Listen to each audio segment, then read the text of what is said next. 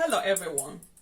Today's topic is about the spiritual dark market that evil witches and wizards can sell an individual's glory, blessing, marriage, relationship, children, finances, every good things in your life.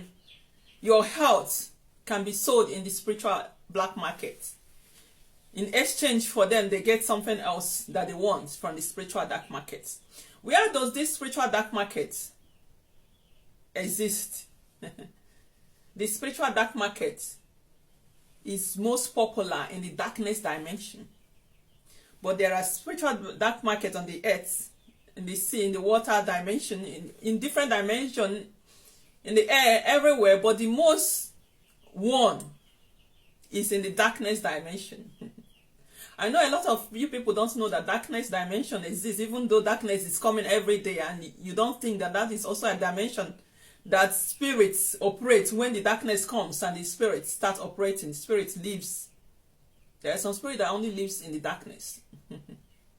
Just because a spirit lives only in the darkness and operates only in darkness doesn't mean that all spirits from darkness dimension and evil. No. There are also some human beings that only operate their evil activities in the darkness dimension.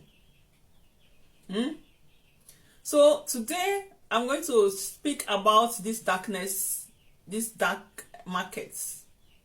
Because some people, they are suffering on this physical earth without realizing that their blessings, their marriage, their children, that they are struggling to bear children on earth have been sold in the darkness dimension. Their spiritual abilities, and they are struggling. Maybe they are spiritualists, but they are not functioning well. Another witch stronger than you have sold your spiritual ability in the spiritual markets. Sometimes they are not even stronger than you, but they sold it to a witch or wizard that is stronger than themselves.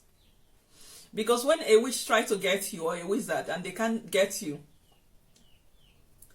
what some of them that have access to the spiritual dark market do is they sell you to another spirit that is stronger than themselves. It's not all witches and wizards that have access to the spiritual market. It's minority. The high rank ones. That is the ones that have access to the spiritual dark market. And also spiritualists, called spiritualists, that does not belong to any coven. Some of them, minority, have access to the spiritual dark market where they can go and buy spiritual things for themselves.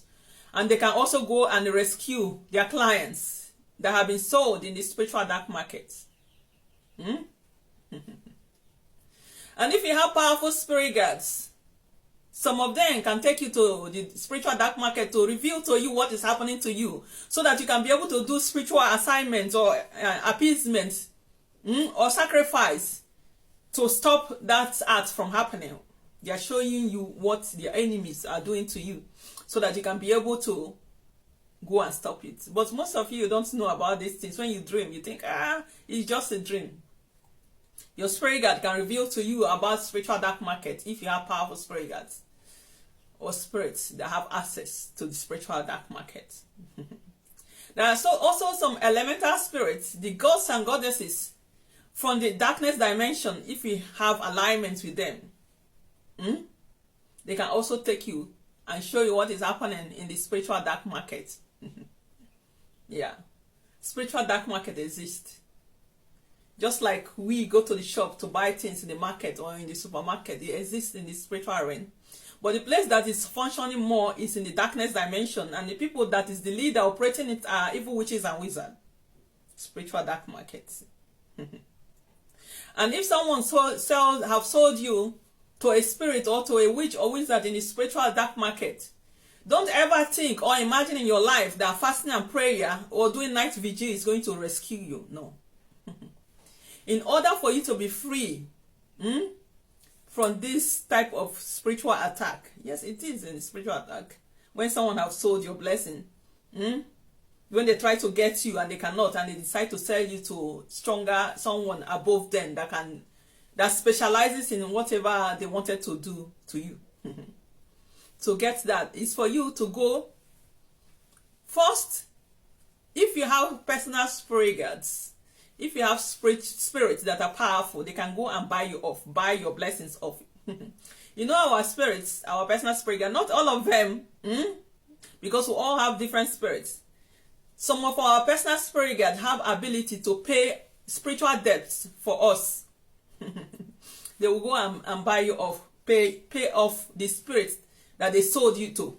Not the one that sold you, but the one that have bought you, bought your blessing. They will go and pay it off. Your personal spirit guides. If you have personal spirit that are powerful and you have aligned them and you have energized them, they can be able to help. Let's say 30% of these spirits can be able to go to the spiritual dark market.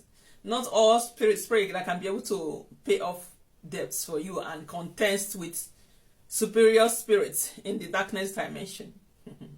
So another one is a spiritualist that have the ability to go there and do it for you.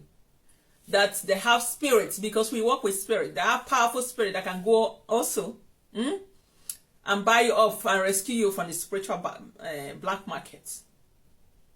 Some spiritualists can do it. Minority.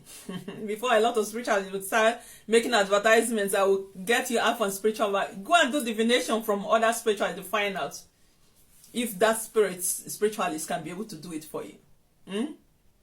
Some spiritualists, their spirit can go and rescue you. They will appease the spirit that you've been sold to in order for them to release your blessings.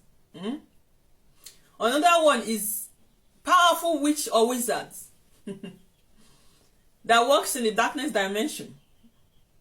They can also rescue you if you have access to that type of witches and wizards that are strong. I know that if people think that all witches and wizards only do evil things.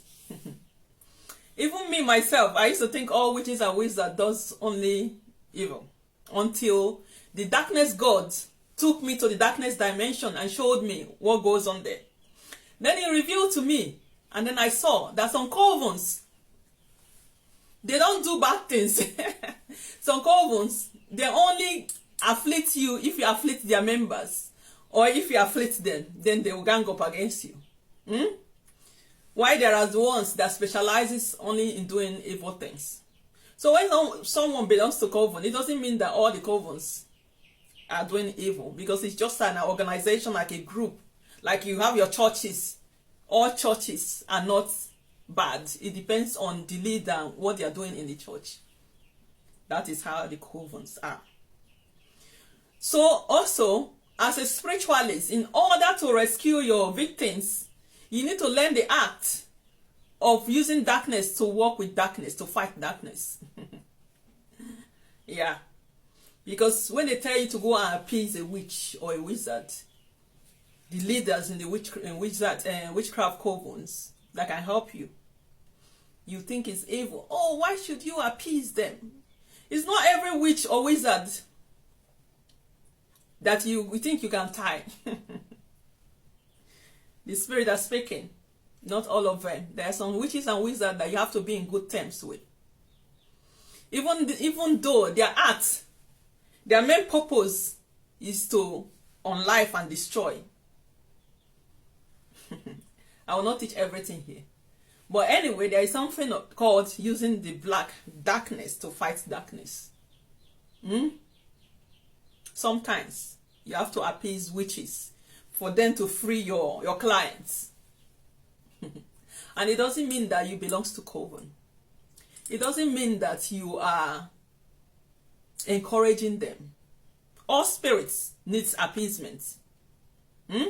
But not all of them that deserve it. Like I teach, when you're doing ancestral veneration, I always tell people, don't venerate your bad ancestors. Don't venerate them. They don't deserve it. Yeah?